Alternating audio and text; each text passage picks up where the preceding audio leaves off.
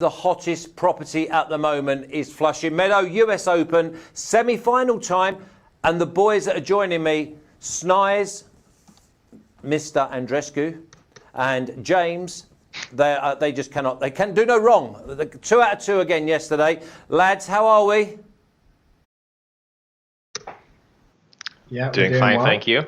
Snize, we've got to start with you. How happy was you with your girl doing the business? 1 set down, came back and put on an absolute masterclass.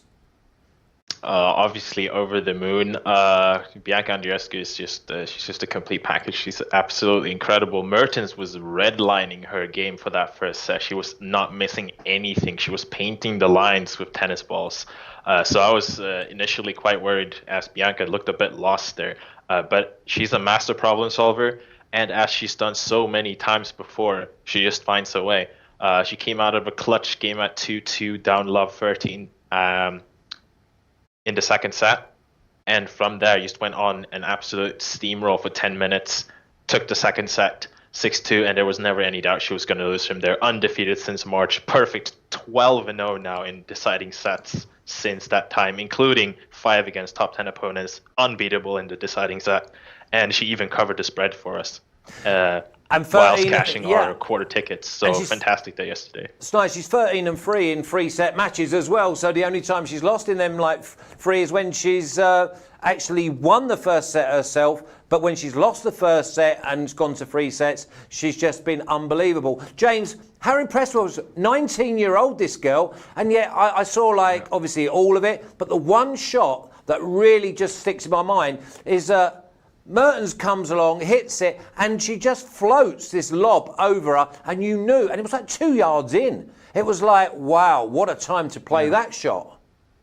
Yeah, I mean, as Snize says, she's a master problem solver. I remember Whale Kappa made the point that until she's proven it at a slam level, then he'll be a little bit more skeptical, and I think she has done that here. I mean, not that there was a massive doubt that she would do that, but, yeah, she's just been phenomenal this week. Phenomenal for pretty much the whole year since she's come back, especially obviously as Snize says, perfect record. So just absolutely can't do better than that. Okay, well, I'll leave you a little bit of time to think about it. We're going to start with the men. Medvedev 1.55, Grigor Dimitrov 2.5. Tight affair this, lads. You go with me, Snize. Yeah, so this is a match that I have previewed, and we'll have an article up on artsmarket.com later this evening. And it's quite an interesting one. Daniil Medvedev has kept defying the laws of physics, according to some people, like what a human body is capable of. This was the 21st match that the Russian has played in the last 35 days. He's been absolutely gone on a packed schedule. He has looked physically hampered the entire tournament. But it hasn't mattered. He's just found a way to win every single match. He's only 23 years old, but already his problem-solving ability is incredible. His plan A is actually to play a really dogged defensive brand of tennis, which is a bit concerning, or not concerning, it's surprising, as he's almost 2 meters tall and has a thunderous serve, but he plays like a wall from the back of the court. He came through in Ilverinka in the first set. He made 21 unforced errors, 9 were double faults, and got a bit lucky there to actually win the set, but he was disrupting the Swiss' rhythm excellently. He'll have 2 days off now after that 3-1 victory to prepare for this one, and Grigor Dimitrov, wow, we were counting on him to go down quite easily to Roger Federer, but one of the upsets of the tournament, he was priced at 12 to win that match. Played some really, really great tennis, the best I've seen from him for about 2 years now, to make a third major semifinal. We should note that Federer was injured, had a back injury, which did hamper him in the matchup, but still very, very impressive from Grigor. So in this match, I think this match only goes one of 2 ways here. Either Medvedev is not fit enough to compete, or he is. And if he is, I think he's absolutely dominant in this matchup. He's a whopping 301 points ahead in the ELO ratings, 11.7% better in the yearly whole break ratings. Even if we look at career numbers, as Dimitrov is a former world number 3, he still leads the whole break to 107.7% to 103.9%. Matchup-wise, Dimitrov doesn't have the serve that Medvedev has. He'll have trouble hitting through him from the back of the court. The head-to-head matchup is one apiece, and both matches played in 2017 when Dimitrov was world number 11. Medvedev beat him in straight sets in Washington on hard court, only hard court meeting, 6-4, 6-2. Needless to say, he's improved by leaps and bounds there. So I think he's not fit, and if he isn't, he'll probably lose or retire. He may well retire, as he's talked about even in some of his matches. But I think he's fit. He's had 2 days off. He's 24 years old. He's found a way to recover. And I think he's going to win with quite a bit to spare if he is fit. So I've actually gone ahead and gone with an aggressive handicap here, -5.5 games, and that pays 2.70 with Unibet. James, do you find an angle on this game? Yeah, so I find it really hard to find value in the match odds. I took Medvedev against Stan last round purely because Medvedev drifted from evens out to 2.25. But even then, I was feeling quite uncomfortable about the fatigue elements. Really hard to call. Certainly wouldn't want to bet against him right now personally. There's just so much momentum going his way. So I actually went with what was essentially a standout price, which is under the 9.5 games. In the first set of that match at 2.75. Also with Unibet, I think Betfair have 2.62, and the average price is 2.25. If you crunch the numbers, I can't remember the exact numbers right now, but I've done an article for this, which is up on Odds Market. And if you crunch the numbers, basically you're looking at 2.25. That is the price that it should be based on a lot of different factors. So at 2.75, you're getting huge value there. So under 9.5 games in the first set. So who would you expect to come out the traps first? If there was first set betting, would you go with Medvedev? So I think, as Snize says, it's going to go one of two ways. If Medvedev is fit, or if he's at least able to execute his game plan, he may not be, I don't think he's going to feel 100%, but he may well come out feeling like, you know what, I'm going to win this in 3. I'm just going to go all guns blazing. And if he does that, he could easily destroy Dimitrov if he's able to keep it up, because that is, when he does that, he's dangerous, and he's been demolishing opponents for fun playing that style of tennis fairly recently. And you can see that as he gets more tired, the coaches are clearly saying to him, look, you can't be engaging in the long rallies on the whole. I mean, he did it more than I thought he would against Wawrinka, but he's clearly shortening his game. He's shortening the points, really trying to punch through. So if he comes out firing and he's physically fit enough, then definitely Medvedev. But if not, we could see him spraying errors everywhere. We could see Dimitrov stepping up, taking advantage. Dimitrov, Snize is right in pointing out that Dimitrov's longer-term stats are not great, but the way he's played this week is difficult to quantify. I would expect him to play pretty well, I think, in this match. So if Medvedev comes out and he's not on his 100% form, Dimitrov's probably going to be able to take advantage. So yeah, it very much depends on the fitness element. Yeah, and maybe have a little look, fingers on buttons, have a look to see who wins the toss, who receives, who wants to serve first. Because if Medvedev wants to serve first, then that's 6-3. Under 9.5 games means just the one break on his way. And obviously, if he's going to be starting to fire the guns, then Medvedev first set and under 9.5 could well be a combination. Let's go to the next one. It's going to be a simple one, but where do you find value in Rafa Nadal 1-0-4 against Berrettini at 11? Is that me or Snize? Well, everyone, you stepped up. James, fire away. Okay. This is, again, it's the kind of matchup where I need to check myself from being too hopeful. I think in reality on the day, there's no value in either of them really for me. I would really like to think that Berrettini is going to be able in the next few years to use his heavy-hitting, powerful game to really threaten these top guys. We've seen players do it to Nadal before. I mean, Querrey comes to mind at Acapulco a couple of years ago.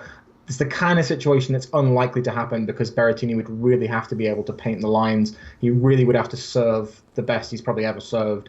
And we saw at Wimbledon this year, he had a phenomenal grass season coming into Wimbledon, and then he was very tame against Federer. So it could be that he's still yet to be accustomed to playing the elite. He's got clear weaknesses. His backhand is weak. His movement is not, weak comparatively. His movement is not amazing. And I would say he's not really a player who figures stuff out that much. He really has one very good style of game, which is the heavy-hitting power play. And if that doesn't work, he tends not to do that well. So for me, this is the kind of matchup where I would really want to think that Berrettini is going to be able to push Nadal. But but I just think his backhand's going to be too much of a weakness. I wouldn't want to gamble on his nerves being good enough in this one, so I stayed clear overall of this match. Snize, I look at this matchup and I think games total under, if it's realistic. I'm looking at maybe 30, and the handicap. What are they going to give? What's Nadal going to have to give up here? Maybe 6.5, 7? Yeah, so this match, I think that James touched upon some key points there. I think just that this is a very tough matchup for Matteo Berrettini. He obviously is playing extremely well here to make the run of his life, first major semifinal. And if we look at the match yesterday versus Gaia Monfils, it was a tough outing initially. He struggled really, really badly with the entire, the occasion, playing first match on Arthur Ashe, 23,000 fans, largest tennis arena in the world, biggest match of his life, and that showed. He was an absolute error machine in that first set, sprayed unforced errors everywhere, couldn't find his serve, and Monfils ran away with it 6-3. I think we're in for a similar kind of start to the match in this one. We saw him get absolutely obliterated in his first matchup with versus one of the big three, Roger Federer at Wimbledon. He lost that first set. I think it was either 6-1 or 6-0. 6-1 the first set. In that match, he's going to face another of the big three for the first time here, Rafael Nadal. As James pointed out, that backhand, he does have a really powerful serve, a really powerful forehand, but that backhand is a weakness. Nadal's top spin, loopy forehands will find their way onto that backhand and really coax these short balls that he'll be able to step in and attack either straight or cross court. I think that Berrettini won't be able to handle the occasion as well as he needs to, because he needs to play amazingly from the get-go to be able to stay competitive in this match. And we haven't really seen that historically from Berrettini in big matches. So I think that he will be nervous. He won't settle too quickly. I think that Nadal runs away with the first set, and I bet the under 9.5 games in set 1 at 1.66 with Unibet. What is the total games market, Snize? And what sort of handicap has Rafa got to give up? It's 30.5 right now, and Rafa's sitting at -7.5 on the handicap. And just on this principle, that I think that Berrettini is still going to get smoked in the first set. He may well fight back to take one set, but it's extremely tough to look past him. That coming in fatigued as well off a 5-setter to be able to contend with Nadal in his first ever meeting against him. He usually takes people quite a while to figure out the big three and how to defeat them. And usually when we see these young players come at them, they have to experience a loss first before they figure out, okay, so this is what I need to do to have a chance, because it's just so hard to game plan for them. So I think that the under 30.5 and the Nadal -7.5 are both viable. I'd say I'd prefer the handicap because Berrettini can serve himself to a set, and Nadal has looked a bit vulnerable. He lost the set. He struggled badly in the humidity, and we will have humid conditions again here for this match. So I'd say handicap Nadal, and the first set under is my recommendation there. Okay, one-word answer, Snize. Rafa, does he win it?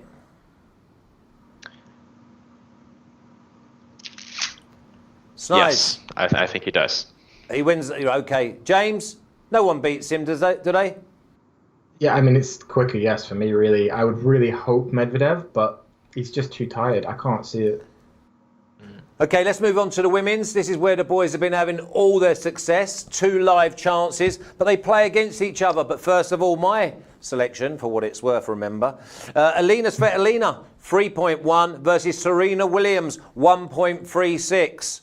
Come on, the blonde bombshell. James, take me away. Yeah, so this is the kind of matchup where I really want to get on board with Svitolina. I think if Serena had played a bit worse this week, I probably would have taken a punt there because I think she will give her a good match. I'm just looking now, she is actually drifting. She opened at closer to 3.25. You can now get her closer to 3.65. So, I can't fault someone on taking a price that's drifting. That usually gives you a nice margin for error. But yeah, really with this matchup, the key thing for me is always going to be how well is Serena playing, how likely is she to be very dominant? How likely is she to be wobbly? And you never know. She can always give her wobbly performances out of nowhere. Or Svitolina can, of course, always play, top 10 player. She can always play excellent tennis on the day and really take it away from her. But I feel like the way Serena's been playing is a little bit too dominant for me to want to oppose her this week.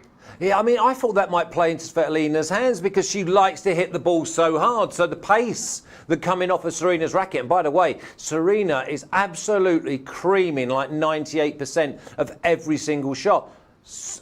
She knows that this is it now. She wins this, she gets into that final, and another step closer to the big major milestone that she's going for. Snize, can we get Serena beat here? I think we can. And this is a matchup that I have looked out for since the outset of the tournament. To begin with, in my brackets, in my breakdowns of this draw, Serena Williams is not in the final for me. I expected her to go down at this stage in the semifinals. I thought it would be Madison Keys who would be able to take her down, but it is instead her opponent, Elina Svitolina, that will now be presented with the opportunity. And I think this inherently is a really bad matchup for Serena. The blueprint for defeating Serena Williams is really just been shown to us now by the likes of Angelique Kerber and Simona Halep, and that is to play excellent counter-punching tennis, to force her to move and move and move and move and hit another ball until she misses, until the errors come. And we've seen that both from Halep in the Wimbledon final and Kerber in the Wimbledon final in the years past. And Svitolina, she has fantastic counterpunching abilities herself. She gets to almost any ball. And she's looked incredible this fortnight. She's just playing just the best I've seen in a long time since Wimbledon, really. I think that could be the start for something great for Svitolina. A thing I've noticed is that she has covered up a weakness in her game that she's had earlier, which is the lack of power on serve. But she's added some extra power to her serve this week, and she's actually been holding with a lot more ease than we usually see her, and that will be key against Serena. And she's also developed her offensive game a bit more. And I see this price just drifting. Obviously, the US Open means that a lot of casual tennis fans tune in. They see the hype, they see the GOAT, they see Serena Williams at a short price, got to smack her in the NACA in every imaginable bet because there's no way she loses, right?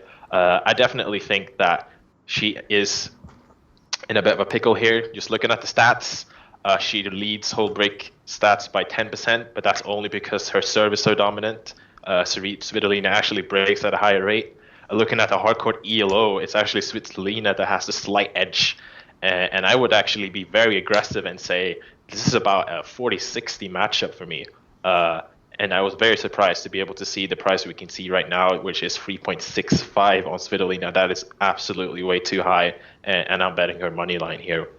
Well, that's what I was going to say. 3.65 for a matchup that's probably a 40-60, 60-40, whichever way you want to look at it. At some stage, if Svitolina gets that first set, you can hedge. You can have a free run, free ride. Whereas on the other side of the fence, you go with Serena, you've got nowhere to go. You're locked in and you hope that she produces. So for me, I've been with Svitolina all the way along. I didn't bet because obviously we're going to go on and talk about why I didn't bet.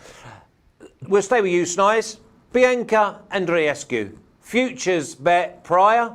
Now she's in the semi-final. Do you hedge against Belinda Bencic? So, I mean, it actually depends. If you've been following along with the show here, you should be sitting with Andreescu to win. And if you follow me on Twitter, I actually added, apart from what I've given out on the show, I actually have a ticket on Bencic to win outright as well. So really, this is a dream scenario for me as I have two outrights in a semifinal. One of them will be in the final. As for the matchup itself, I just don't think you can go against Andreescu right now. She is undefeated since March. I have to repeat the undefeated in completed matches. No one has beaten her. Not even Serena Williams, who would look to be losing that final before she had to retire with back spasms. And it's just, as I've said, as I've been raving, she is a unique type of player. She is complete. She has it all. The especially impressive part is her problem-solving ability and her mental fortitude. She's only 19 years of age, yet she plays better in pressure moments than most veterans on tour. And that is just so huge here. Belinda Bencic, on the other hand, fantastic counterpuncher. Has a great game, really looks fit and interested in playing tennis. She's had some motivational issues in the past. But the key for me in this matchup is just the way the nerves jangle out. This will be a very close matchup, and Belinda Bencic was really affected by nerves in her match last match against having a brain lapse here. Oh, Dokic? Yeah, against Vekic, and obviously, I think this will be a very close match. Really, both women have been serving well. It'll take quite a lot for anyone to beat the other. So I think that this will be a long match. I think this goes the distance, actually. As with many Andreescu matches at this stage. So what I've gone ahead and done here is that I've skipped the 21.5 games lines, because I think that is very high in the WTA. Over 80% of the matches that cross this line also go the full distance, the full 3 sets. I think we're set for a 3-set affair here, and I'll bet at that at 2.38 with Unibet. Nice one, Snize. James, Bencic, Andreescu, who comes out on top for you? Yeah, I mean, I agree with basically everything Snize said there. I was also deliberating on the overline. In terms of who wins, I mean, the prices seem about right. It's hard to argue with Andreescu being favourite, but at the same time, Bencic is a giant killer. She's the kind of player that I also wouldn't want to be opposing her as the underdog. So it's not really a matchup where I'm jumping on either of the lines. I was also inclined by the over sets. Primarily for me, again, it's usually a price thing for me, and you can actually get over sets at 2.5 with Marathon. Oh, so if people are so if people are able to get that, obviously that is a very odd price. I mean, 2.37 I think is also good, which you can get with Bet365 or Unibet. But if you can get the 2.5 with Marathon, that's just a steal. I mean, whoever wins the first set, I certainly would be happy to take 2.5 on their opponent winning the next set, assuming they're not injured or something silly like that. Okay, and can we have a winner from you two? First of all, Snize, give me the winner of the whole thing. Of the whole thing on the men's, I'm going to have to go ahead and say Rafa. I think Medvedev makes the final, but he has a bad matchup against Rafa, and it'll be tough for him after all these matches. On the women's side, as I've said, the entire tournament, it's Bianca Andreescu. Someone is going to have to beat her. I don't see anyone beating her if she wins the tournament. We've mentioned her so much, I don't think it is Andreescu anymore. It's just B. We'll just call her B, eh? Bianca. That'll do. What about you, James? Is it B for you? Is it B for me? I mean, as I say, I think Bencic or Andreescu, either one, whoever comes through that, will have a great chance against Serena. I'd have to say Andreescu is the most likely. I think the odds are right. I also think she's probably got at least as good of a chance against Serena as Bencic would, if not more of a chance. But yeah, I mean, I feel like Serena's playing very well. I mean, obviously, like I'm kind of jinxing myself here because she does do this and then has a bad match. And someone like Svitolina, as you guys have said, could very easily put that pressure on her and draw that bad performance out of her. But yeah, I mean, I'll go with B as well. Why not? Okay, listen, lads. Good luck to you. Don't forget Svitolina. Let's hope she's in the final just to keep you interested. Work's been unbelievable so far. Let's hope you get paid handsomely for it. I know you're double-edged with Bencic and Bianca. But until next time, I'll see you soon, eh?